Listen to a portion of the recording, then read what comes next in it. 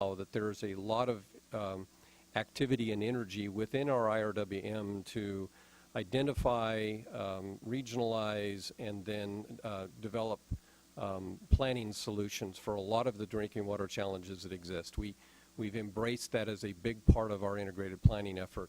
Now, a lot of that is supported by state and federal financing. That's our strategy. It's not to go out and collect a fee to pay for it.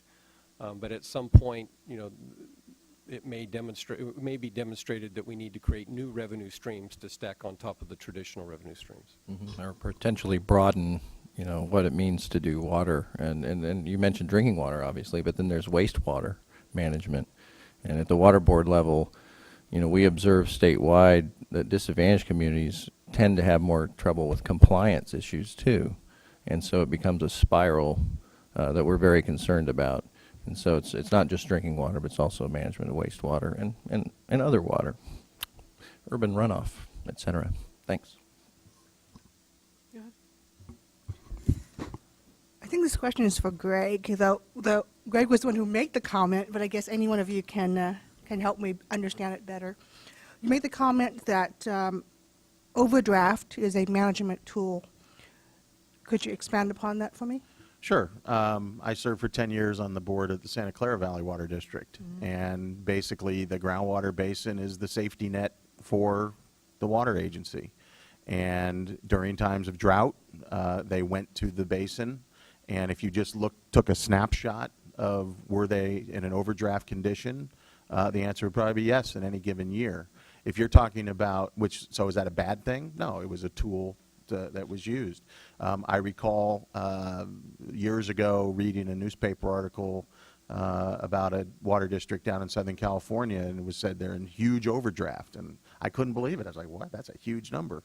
And I called the manager and I said, what's the story? They said, well, we're in deficit, but we're about in half of that amount of deficit, because if we recharge more water, it flows over to someone else's basin. So we're not going to recharge the basin for them. So that was an issue where it was a management issue. Mm-hmm. It wasn't just an outright, question of overdraft. You also have some basins you can practically refill in a year. Again, right. Every basin varies. You go to San Gabriel, right. Kirby's old and we actually, pond, they can practically empty it and refill it every year. Right. When we were doing the groundwater framework document, we probably spent 3 weeks arguing over the word overdraft, and how could you, you didn't want to ignore it because it's real, but how do you put it in the context of managing a basin and everything else? So that's really what the intent of the comment was. It wasn't that there isn't any, and there are places, as we know, that are in what the department has called critical overdraft, or long term.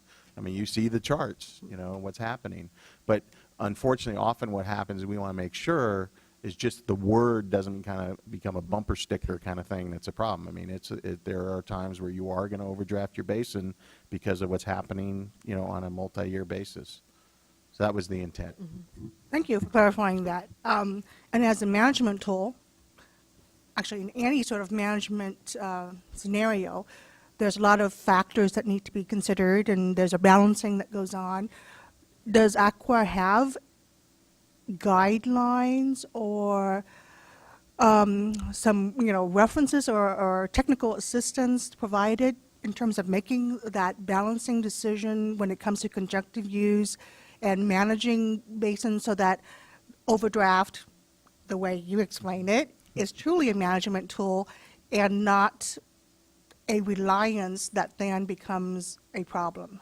Right, and my cohorts may correct me. No, I do not believe we do at ACWA. I mean, again, it's a local agency decision in terms of them managing and understanding their basin.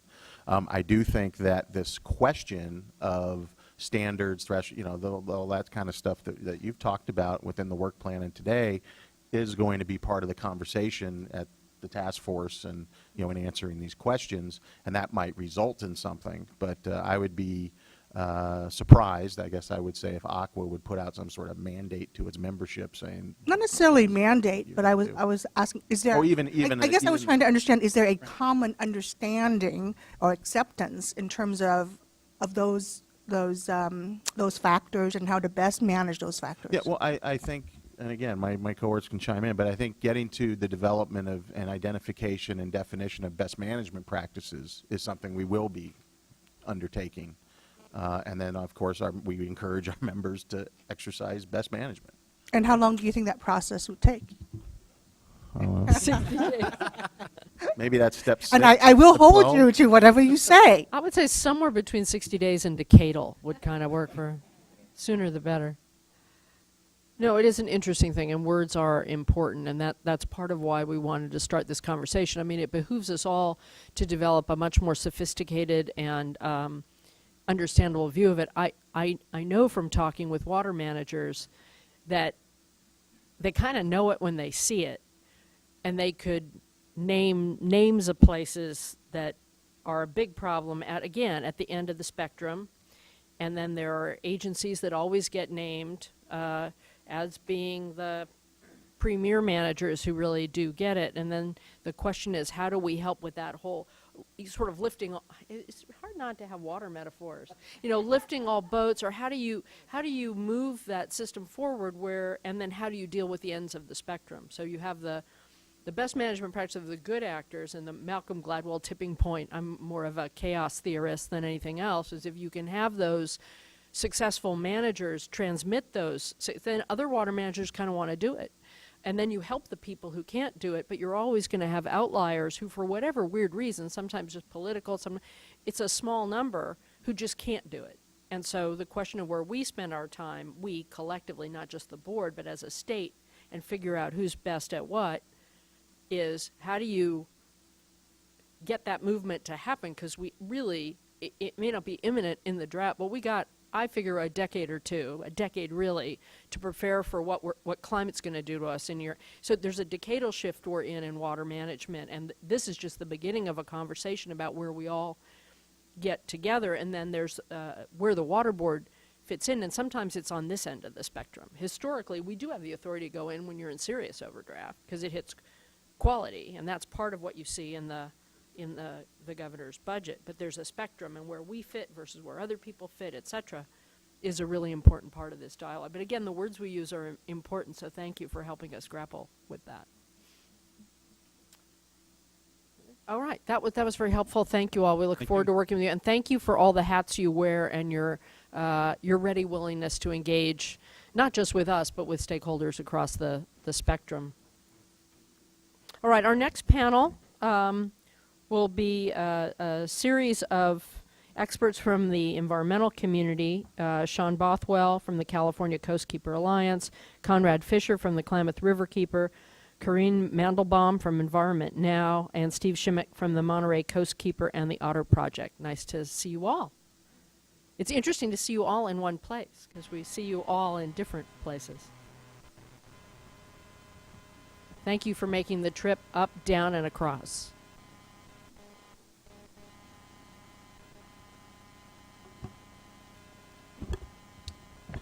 Good morning, Chair Marcus, board members. My name is Sean Bothwell. I'm the staff attorney for the California Coastkeeper Alliance, which represents 12 California waterkeepers statewide. Here with me today is Conrad Fisher from the Klamath Riverkeeper. Oh, I want to call it the Conrad Riverkeeper from now on. Corinne Mandelbaum from Environment Now, and Steve Shimmick from Monterey Coastkeeper and the Otter Project. And just on behalf of all of us, I'd like to really thank the State Board for beginning this conversation, having this workshop today, and allowing us to be here on this panel to speak on the environment's behalf. It should come as no surprise that California's antiquated groundwater rules are in need of reform. Unlike California's customary role as a leader on progressive environmental regulations, we lag far behind the rest of the nation in managing our groundwater supplies. We're the only state in the nation that does not legally recognize the connection between surface and groundwaters.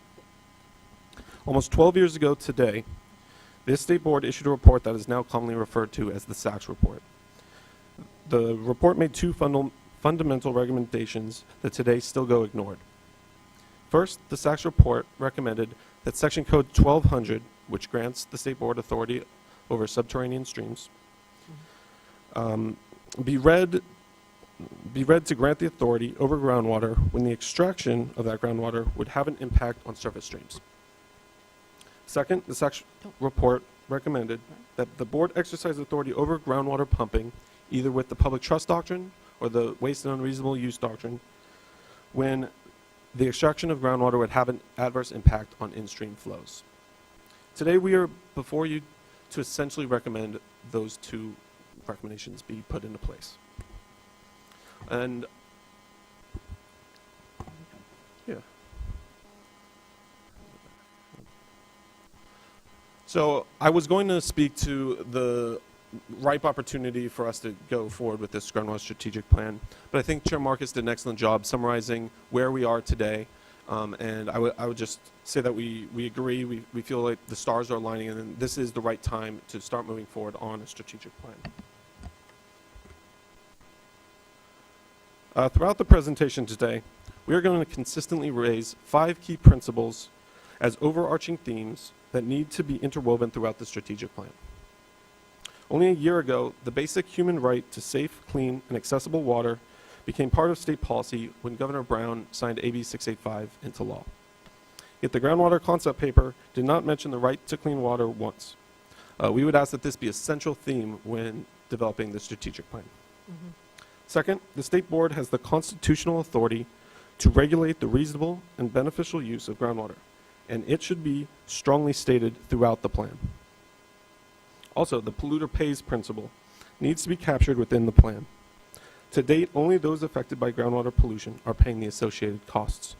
The state board needs to assure that those who pollute are held responsible for the impacts that they create. The plan should also be clear that a proper and comprehensive anti-degradation analysis be performed for activities that impact groundwater quality.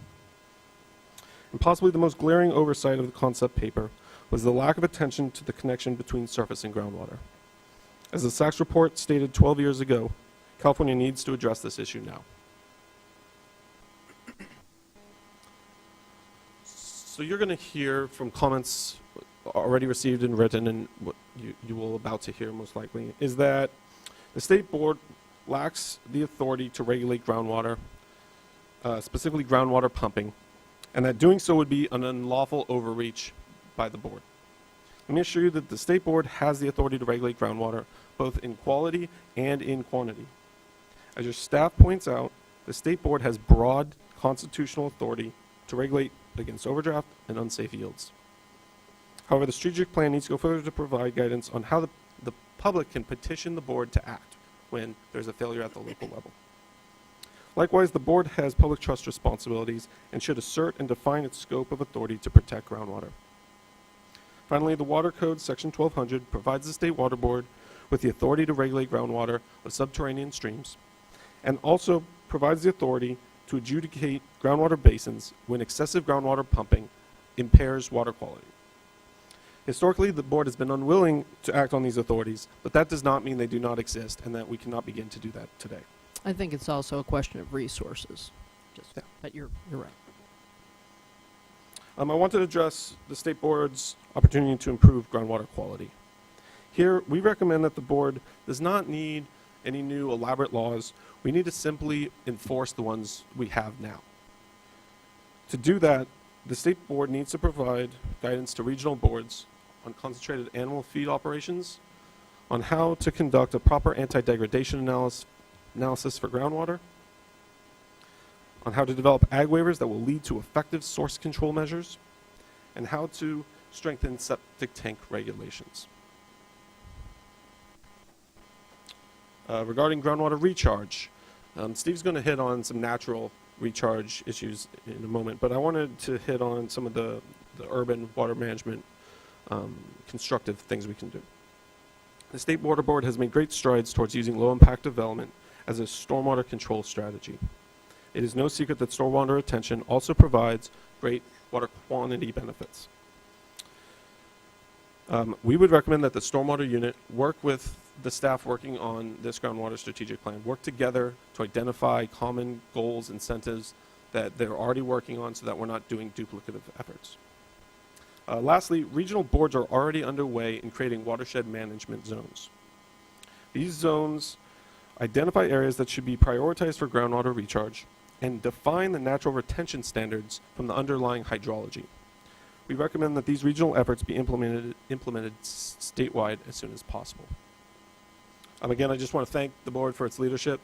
on taking on this issue. I know it's a divisive and it's a big issue, and we appreciate that. And I'll turn it over to Conrad to talk about surface and groundwater connections. Terrific. Thank you very much. And all of these PowerPoints are going to be posted on the website from today. These are very good, so thank you all.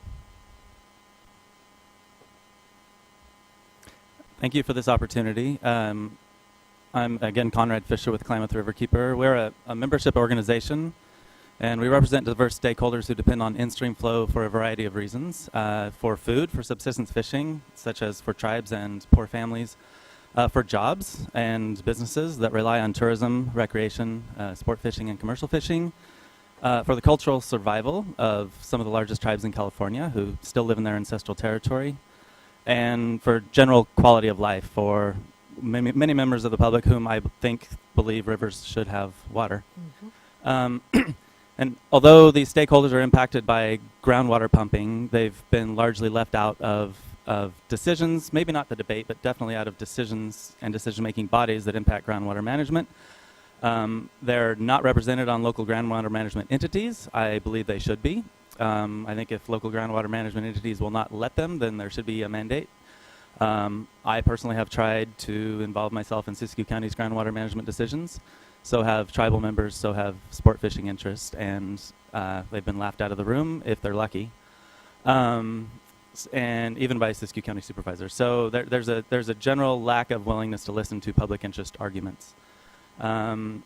Another example of these stakeholders being left out, if you do a word search in the current draft of the groundwater concept paper, you'll find not one mention of the words surface water or in-stream flows, or even the word surface or in-stream. And third, statewide policy decisions, including the concept paper, focus on preventing overdraft. We've heard a long discussion of the merits of that, but I would argue that protecting in-stream flows can be compromised long before a basin is in a state of overdraft. One of the best examples of this is a recent study on the Scott River. It was a study commissioned by the Karuk tribe that shows that groundwater withdrawals impact in-stream flows despite the basin not being in a state of overdraft. So I'd like to suggest some possible solutions to this problem. As Sean said, and I agree, the state board does have, it has the authority right now to prevent groundwater impacts upon in-stream flows. My favorite part of the concept paper, which I guess you're now calling it, is section 3.5, which says State Board has constitutional and statutory authority to protect public trust doctrine and prevent waste and unreasonable use. This paragraph ends by saying we're soliciting input on whether these authorities should be integrated in the groundwater work plan. I think most stakeholders, barring some ag interests, would say yes to this question. I would also argue it would be in the interest of the ag community to say yes to this question. So yeah, the answer to this question depends on who you ask, but I think the majority of the people in this room would say yes and have, and I've been pleased with the scientists and policymakers who've said somewhat the same things. It's one of those bar and restaurant discussions. But I was delighted to see it in the work plan. I mean, I was surprised and very happy, and I think things might be changing in the interest of the public. So a few recommendations, specific recommendations related to what's in the concept paper and unrelated. I believe the State Board should exercise its existing legal authority to limit groundwater withdrawals where local groundwater management entities fail to protect surface flows or prevent waste or overdraft. So not just overdraft and not just waste, but also in-stream flows. So these powers are inherent in the waste and unreasonable use doctrine and the public trust doctrine. Also, the Water Board, as you all know, under Water Code Section 2100, does have the authority to adjudicate groundwater basins, which could be useful in theory, but in the places where it has happened, it's focused on mitigating competition between consumptive users and not allowing for the needs of people who rely on in-stream flows. So under these authorities, I believe the State Board has the authority to demand curtailment. We're in a state right now where new groundwater well permits, especially where I live, are being issued, and I believe we're digging a hole not just for the ag community but the public as a whole by continuing to basically allocate more water without the State Board approving it. And I think the State Board could possibly create standards for local groundwater management entities. I know there's a political opposition to having outright permitting system, but which I would also support. But perhaps the state could create strong standards for local groundwater management entities to protect in-stream flows, and that means I've gone on too long. Oh, I love that you're a self-regulating unit. Yeah, take an extra 2 minutes for Okay. that thoughtfulness. And the state could also require that local groundwater management entities require the inclusion of stakeholders, such as tribes or businesses that rely on in-stream flows or recreation groups. And another recommendation is just ultimately, I do believe there is a need for for legislation, so I would encourage the Water Board to at least start that dialogue with the state and the governor's office. I think first explore the powers you already have, but also explore the options for future legislation. This relates to a point from Sean. I think the board should develop an official position, even if it's only a position and not action, recognizing the correlation between groundwater and surface water. And in an ideal world, this would be the default assumption. The default assumption would be there is a connection, and we would have to prove otherwise, rather than only saying there's a connection if we prove it. That's precautionary principle 101. Department of Fish and Game, I believe, should be more engaged in groundwater decisions, groundwater allocation decisions, in the same way it is involved in surface water allocation decisions. Before the state approves a new water right application, they ask Fish and Game, what do you think? Is there water available? I think that should also happen to groundwater. And although the Farm Bureau says it's not necessary and that it's a waste of money, I do believe that meters on wells would be a worthwhile thing to fund. And I think this board should find that conjunctive water uses that divert surface water to supplement groundwater bases that are in overdraft should in and of itself constitute waste and unreasonable use. If you're making up for persistent overdraft by diverting more in-stream flows, it's by nature unsustainable and should be a waste. It's considered waste. In closing, the Farm Bureau has already asked you in their comments, don't expand your authority, and well monitoring is a waste of money. But I firmly believe that the status quo is not in the interest of the ag community or the numerous stakeholders who depend on in-stream flows. We're digging ourselves a mutual hole that's going to hurt all of us eventually. More of our surface water right holders, including those who rely on it for ag and don't have a choice to pump or groundwater, are already paying the price. In the Scott River watershed, there are junior surface water right holders who don't get their rights met because there's too much groundwater being withdrawn, and all water right holders in that watershed are fearful of regulation because there are inadequate in-stream flows. So everyone's paying the price for this. And that's a basin that's not even an overdraft. It's just a basin where groundwater withdrawals are impacting in-stream flows. Right. And it is possible to find a balance between these interests, but the longer we continue to leave most of the state's groundwater unregulated, the more difficult it will be to find this balance. Thank you.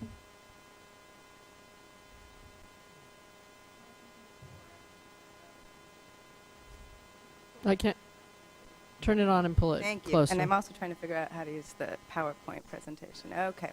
That's usually people are having an easier time with this. Did you get a new clicker? Even though there's some. We're all right. This you can't believe how bad it was for like a whole year. It was like a hazing ritual we put everybody through. So. Okay. Well, hopefully I'm graduating into. Yeah. the It's good to have you here. We'll even get you your own clicker. If they'll come Thank you. My name's Corinne Mandelbaum. I'm the staff attorney at Environment Now, where we partner with community groups and nonprofit organizations throughout the state of California for environmental protection and restoration. And I also sit on the EPA National Drinking Water Advisory Council, as well as the State Water Board's web portal for my drinking water quality.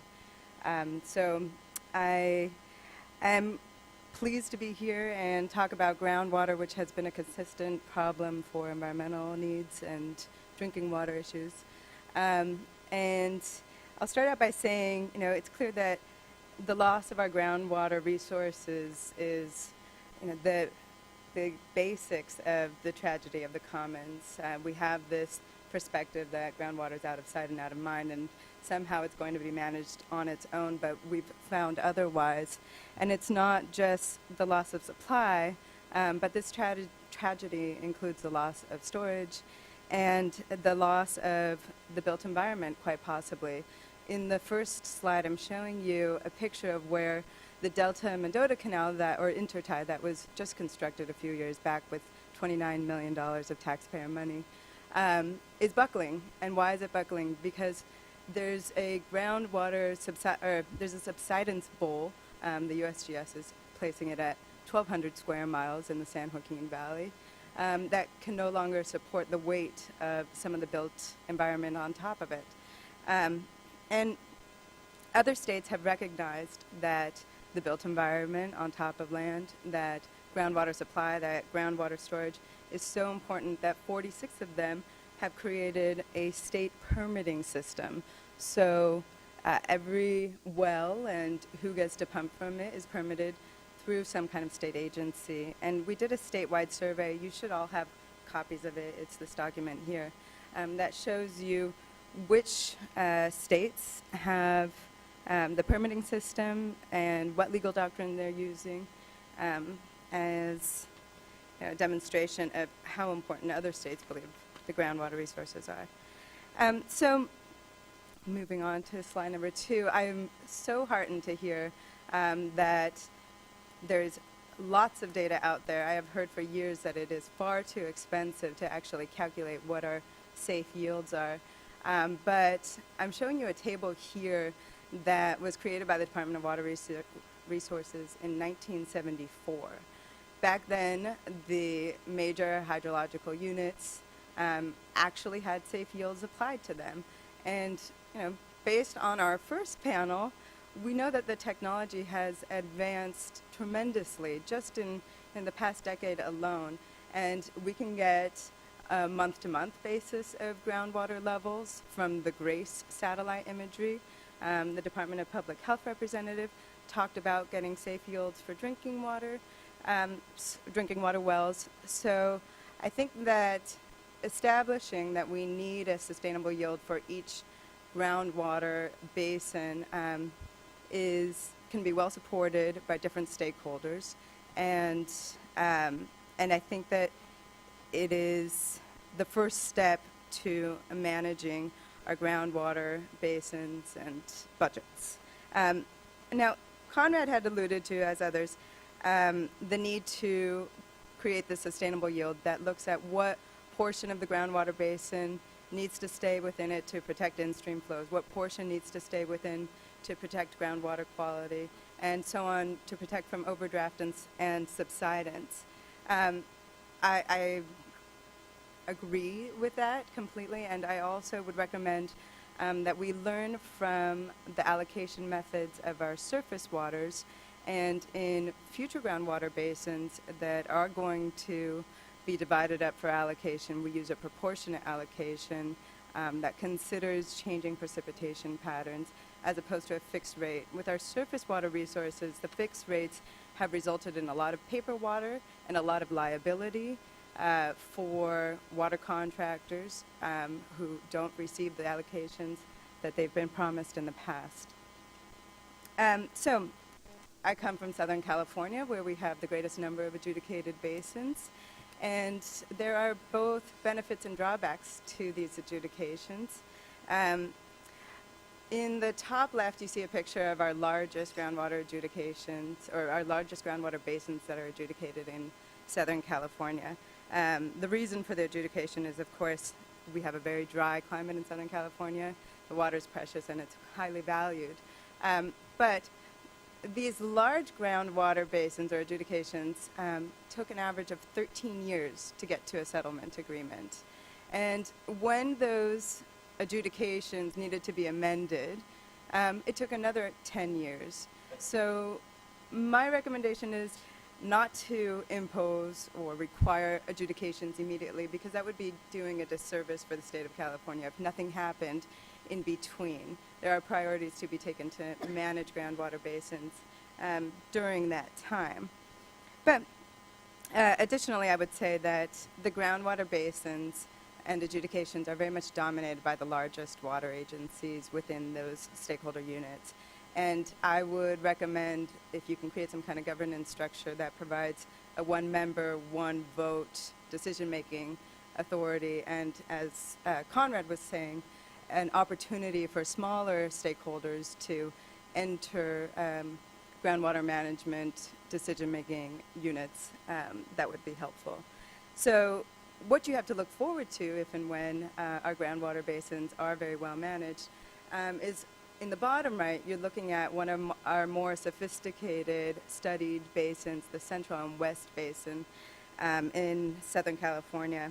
And this model shows how much it costs to recharge that basin with different types of best management practices. That's putting treated stormwater back into the basin. There's also the opportunity to put treated, reclaimed sewage water back into the basins. They are creating a credit system for recharge and making sure that that basin is well balanced.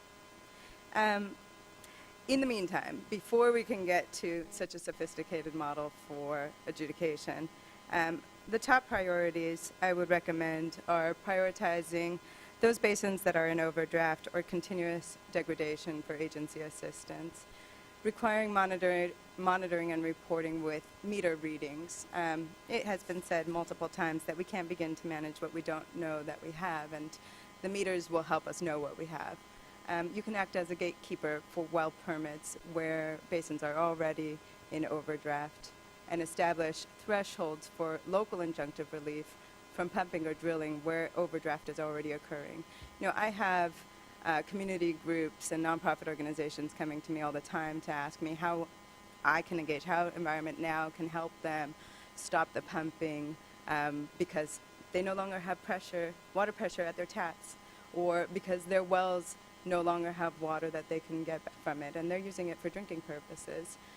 If the State Water Board was able to provide some kind of guidance to stop waste and unreasonable use, or to protect the public trust, or to protect people's human right to drinking water, and put on their website a standard form. This is a petition you can make. Can it be expedited? Can we be in touch with the other groundwater rights holders in that basin in order to relieve the problems of lack of pressure? That would go far to helping those community groups that are coming to Environment Now. Thank you very much. Thank you. Mr. Shimmick. Hi, everyone. Thank you. Hi, everyone. My name is Steve Shimmick. I'm with the Otter Project in Monterey Coast Keeper. It's good to see you all again. So this is a picture of my groundwater. And maybe that doesn't strike you as odd, but I mean, I just want to highlight that interconnection between groundwater and surface water. And it's been said over and over and over again today.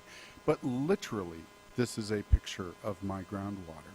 If you think about the lower Salinas Valley, there are two big reservoirs, Nacimiento and San Antonio, that are on side watersheds. They capture rainwater. There's no water in them this year.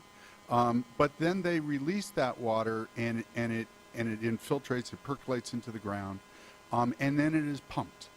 And there's kind of zones in the lower Salinas Valley. There's a zone where the water is actively percolating, and that area will accept a lot of water. And in that area, the water is actually moving up and down. It's being pumped up, and it's being used for irrigation water. I would say it is also becoming polluted by that use as irrigation water. And then it is percolating again. Then it is being pumped again. And it is being used again, polluted again, and it's percolating again. Until it gets down to the very lower Salinas Valley, where this picture was taken. And there you have a lens of clay and impermeable soil, so it cannot percolate again. And it just stays on the surface. So this is literally a picture of my groundwater. It was groundwater and then used and cycled back and forth to the surface to where it gets to this state, which is pretty pathetic, frankly. And that's the problem that we're facing.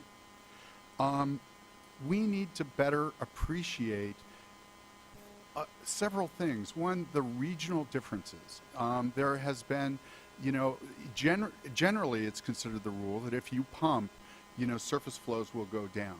But this is actually an example where when you pump, the surface flows actually increase because the water cannot percolate. So there are these regional differences.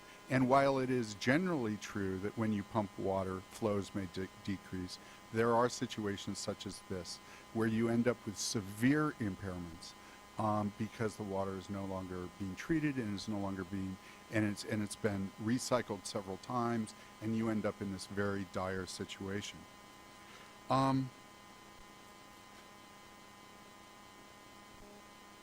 So, again, I'm sure it's been said over and over, the groundwater report basically does not recognize this interconnection, and we need to not only recognize it, but it needs to be paramount. It needs to be forefront. And I believe that that also reflects upon your authorities. Your authorities are basically over surface water, but there is no difference between surface water and groundwater. And I believe that I'm not a lawyer, but I believe that the fact that you have authorities over clearly over surface waters actually give you authority over groundwaters as well. It's the same water. It's the same streams. It's the same water. When water's on the surface, it has two opportunities. It has the opportunity to become polluted, and that's why we have to really concentrate on source controls. In other words, what are the sources in these areas where the water is maybe becoming impaired, and we need to concentrate on those source controls. And there is a difference. I feel that you should very aggressively control those sources. You know, many people have a feeling that we should be moving step by step, and I appreciate that difference in opinion. I'm just a more aggressive kind of guy. But there's a second opportunity, and that opportunity is to treat the water while it's on the surface. And I think that has to be recognized, and that has to be better utilized. There's that opportunity that is in the UC Davis nitrates report called pump and treat, essentially using agriculture as a way to treat the water and use up some of those nitrates and some of that nitrogen that's in the water itself. Because that recognizes that not all groundwater is frankly pure and clean. Some of that groundwater comes out of the ground polluted, and so when it's on the surface is our opportunity to treat. And so that makes these percolation areas, these areas where that you can have groundwater recharge, you know, that makes these areas incredibly critical, and they need to be better managed. To give you an idea of the scale of this picture, this is taken from about 3,000 feet up in the air. Looking down, there's a farmstead down in the lower right-hand corner right above the date there. And so this is a huge area. And this area has been bulldozed to remove all the riparian vegetation. And that's because what the kind of best use or best practice in this area, and I'm not calling it literally the best because I differ with this, but it was, okay, we need to have flood control. We need to move that water out really fast. And there's actually some really recent data coming out of the lower Salinas Valley that is showing that it doesn't work. It simply doesn't work. Removing all that vegetation gives you such a marginal increase in benefits as far as moving that water down the river, that it's overwhelmingly, you know, a bad practice, because you no longer have, you know, the opportunity to treat that water. That riparian area, those wetland areas, are invaluable at treating that water. And there was a question, one of the questions that you guys are posing to everybody is, what can we do right now? One of the things that we can do right now is literally, in some of these critical areas, freeze the footprint of riparian areas and wetland areas, and say, we will have no further removal of this riparian or wetland vegetation. We cannot encroach upon it. This is a bad practice. This is the practice that has been traditionally done on 100 miles of Salinas River bottom. Let's just bulldoze it and scrape it clean. That can no longer be tolerated. The loss in water treatment is incredible with this practice for literally very little benefit.